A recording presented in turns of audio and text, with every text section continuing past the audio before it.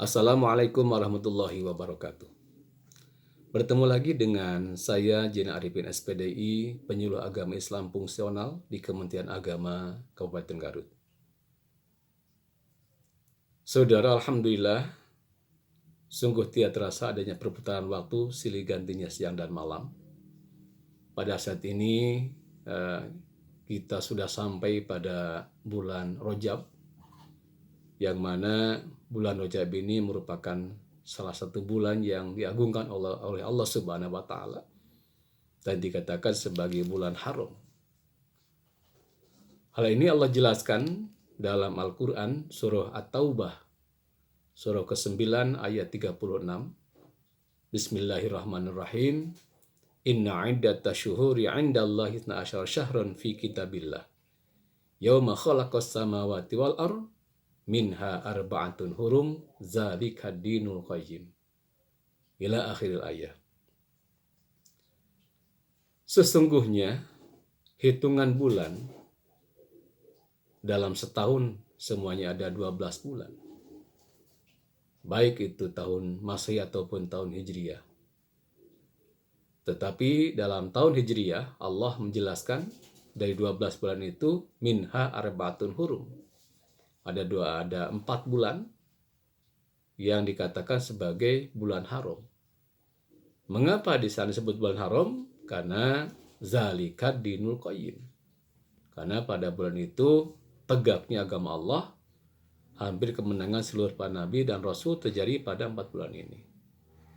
Yang kata ahli mufassirin, yang 4 bulan itu wahidun fardun wa salah satun satun. Yang pertama yaitu terpencil, yaitu bulan Rajab. Adapun yang ketiganya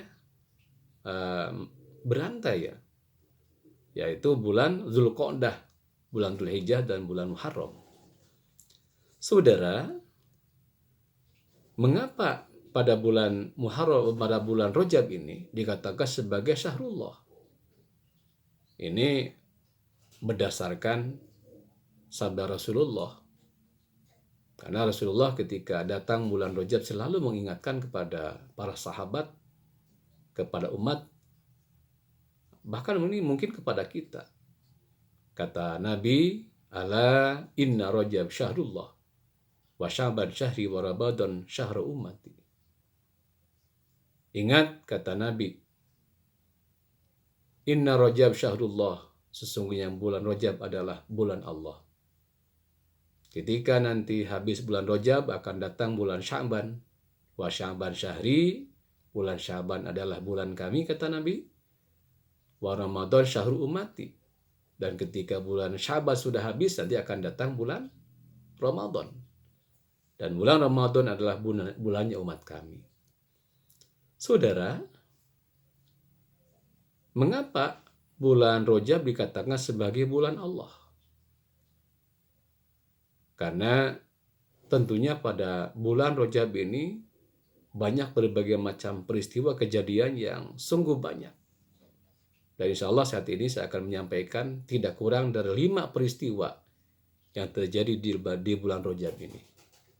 Yaitu yang pertama, kita mafhum bahwa terjadinya peristiwa yang sangat luar biasa yang di luar nalar manusia, di luar jangkauan pemikiran manusia, yaitu terjadinya peristiwa diisrokan dan dimi'rajkannya junjungan kita Nabi Muhammad Sallallahu Alaihi Wasallam. Yang ini mesti kita terima dengan iman dan tauhid kepada Allah Subhanahu Wa Taala. Jangan diterima dengan akal. Mengapa?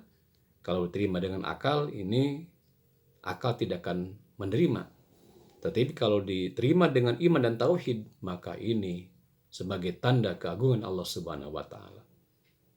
Rasulullah berangkat Isra, yaitu dari Masjidil Haram ke Masjidil Aqsa, kemudian Mi'raj Rasulullah itu dari Masjidil Aqsa ke langit pertama sampai dengan langit ke-7, bahkan sampai ke Baitul Ma'mur, ke Sidratul Muntaha, ke surga dan neraka. Bahkan lebih daripada itu. Dan ini merupakan tanda-tanda keagungan kekuasaan Allah Subhanahu wa Ta'ala. Itu yang pertama. Yang kedua, pada bulan Rajab ini yaitu terjadinya peristiwa pengalihan kiblat. Artinya Allah Subhanahu wa taala memerintahkan kepada Rasulullah, begitupun kepada kaum muslimin untuk berpindah arah kiblat. Yang pada mulanya kaum muslimin, Rasulullah melaksanakan ibadah sholat menghadap ke Baitul Maqdis yang ada di Palestina. Kemudian Allah memerintahkan kepada Rasul dan kaum muslimin untuk beralih arah kiblat, yaitu ke Baitullah yang ada di Makkah Al-Mukarramah. Sehingga pada saat itu ikhtilaf di kalangan para sahabat. Ketika itu Rasulullah sedang melaksanakan sholat duhur, baru 2 rakaat, dan sebagian mengatakan bahwa sedang sholat asar. Maka tiba-tiba Rasul berpindah 180 derajat yang diikuti oleh seluruh kaum muslimin yang sholat pada saat itu. Sehingga perintah untuk berpindahnya arah kiblat ini berdasarkan perintah Allah pada Al-Quran surah Al-Baqarah surah kedua ayat 144.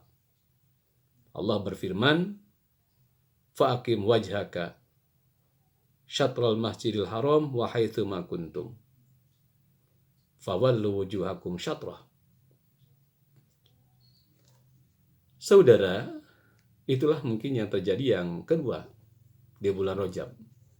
Yang ketiga, saudara, peristiwa yang terjadi di bulan Rajab ini adalah adanya peristiwa kecil, yaitu utusan Rasulullah mengutus kepada sahabat untuk berdialog, yaitu yang namanya Abdullah bin Jahsy, untuk datang ke Makkah. Tetapi kedatangan Abdullah bin Jahsy ini dihalau oleh orang-orang kafir Quraisy, sehingga akibat peristiwa kecil tersebut menimbulkan peristiwa yang besar, yaitu terjadinya perang Badar yang sungguh luar biasa ini. Dan saat itu pada perang Badar ini umat Islam mengalami kemenangan yang perbandingan yang sangat luar biasa. 3.000 orang kafir Quraisy itu, sedangkan utusan Rasulullah, tentara Rasul cuma 300. Tapi dengan kekuasaan Allah, pertolongan Allah, maka umat Islam dapat menang dalam perang Badar tersebut. Dan ini terjadi pada bulan Ramadan, tanggal 2 Ramadan. Kemudian yang keempat, yaitu pembebasan Baitul Maqdis dari penjajahan Romawi, yang pada saat itu tentara Islam yang sangat luar biasa, yaitu Khalid bin Walid dan seluruh pasukan yang lain, mampu mengalahkan dan mengusir penjajah bangsa Romawi dan mampu menguasai Baitul Maqdis. Yang kelimanya, yaitu yang terjadi itu umat Islam saat itu bisa pada bulan Rajab ini, yaitu bisa mengalahkan bangsa Romawi dalam perang Tabuk.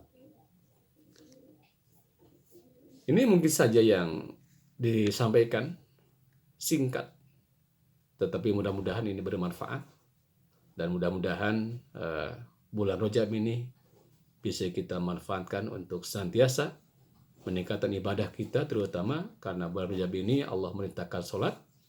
Mudah-mudahan kita bisa menegakkan ibadah sholat ini, dan mudah-mudahan sholat kita diterima oleh Allah Subhanahu wa taala. Terima kasih atas segala perhatian. Mohon maaf atas segala kurangan. Akhirul kalam, assalamualaikum warahmatullahi wabarakatuh.